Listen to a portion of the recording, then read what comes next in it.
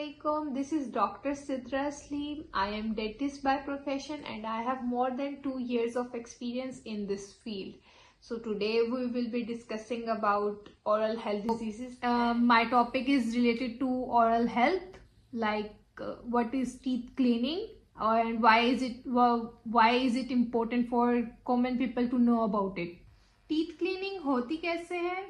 ये 3 तरीकों से होती है जो हर कोई कर सकता है. एक ब्रशिंग टेक्निक होती है जिसके थ्रू हम डेली ब्रश करते हैं और उससे हमारे दांत साफ रहते हैं. इसके अलावा फ्लॉसिंग होती है एंड लास्टली माउथ वॉश का इस्तेमाल होता है.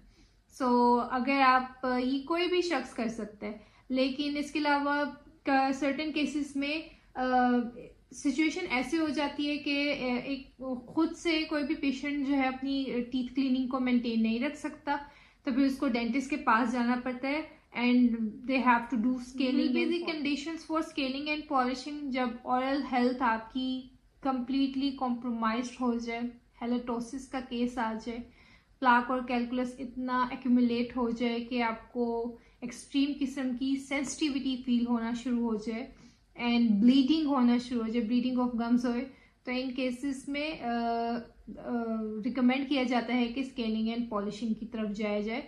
एंड एक सर्टेन केसेस में कोई भी मेडिकल प्रोसीजर शुरू होने से पहले स्केलिंग और पॉलिशिंग रिकमेंड की जाती है. कि माउथ वॉश और ब्रशिंग करने के बावजूद भी मेरे बैड ब्रेथ है. सो बैड ब्रेथ की, जिसको हम मेडिकली हेलेटोसिस कहते हैं, कई वजूहात हो सकती हैं. मेडिकली इश्यूज हो सकते हैं, गैस्ट्रिक डिजीजेस हो सकती हैं, डायबिटीज हो सकती है, उनमें हेलेटोसिस के चांसेस बढ़ जाते हैं. लेकिन एज मैंने बताया कि क्योंकि आपके माउथ क्लीनिंग सही से नहीं है, एक रीज़न वो भी बनती है कि उसकी वजह से आपकी टंग क्लीनिंग नहीं है, आपकी टीथ क्लीनिंग नहीं है, हर जगह एक प्लाक और कैलकुलस की एक्यूमुलेशन हुई है. So that also causes halitosis. That question is scaling essential for kids. So बच्चों के लिए अमूमन जब उनका फर्स्ट सेंट्रल इंसाइजर इरप्ट होता है तो उनको रिकमेंड किया जाता है दैट विद इन 3 months आप एक दफ़ा डेंटल विजिट कराएं. सो बच्चों में definitely scaling and polishing important है. वाई? क्योंकि बच्चों को अपनी ओरल हेल्थ का नहीं पता होता. उन्हें अपनी ओरल हेल्थ का नहीं पता होता, उन्हें गाइड करना होता है कि उनकी ब्रशिंग टेक्निक कैसी होनी चाहिए, किन प्रोटोकॉल्स को उन्होंने फॉलो करना है, कौन सी टूथपेस्ट इस्तेमाल करनी है.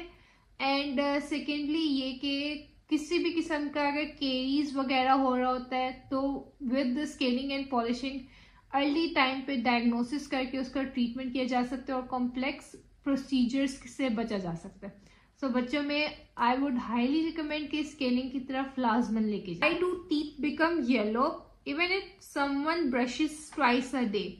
सो yellowing of teeth is like, मुझे नहीं पता कि वो इतना बड़ा क्यों इशू है हम में, लेकिन येलोइंग ऑफ टीथ जो है वो एक नेचुरल चीज़ है, स्पेशली इन एशियन टोन्स में.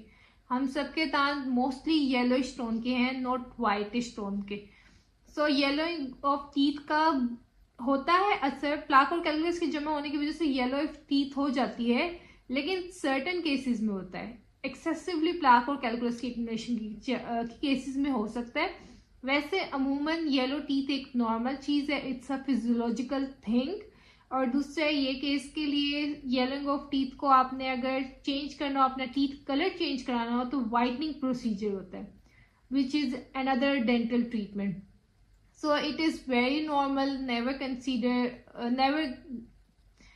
कभी भी ऐसा नहीं सोचना कि येलोइंग ऑफ टीथ जो है वो आपको एक कॉम्प्लेक्स का शिकार कर देता है, ऐसा कुछ नहीं होता. Use of mouthwash safe और can it cause problem? So mouthwash एक अच्छी चीज़ है और उसे यूज भी करना चाहिए, लेकिन आई वुड रिकमेंड कि माउथ वॉश अपने डेंटिस्ट के से प्रिस्क्राइब करवा के यूज करें, क्योंकि सर्टेन केसेस में ऐसा भी होता है कि माउथ वॉश जो है वो स्टेनिंग कॉज कर देते हैं. सो एक अगर आप डेंटिस्ट से रिकमेंड करा लेंगे तो it would be very helpful for कि आप स्टेनिंग वगैरह से बच जाएंगे. Subscribe our YouTube channel, Virtual Medical Opinion.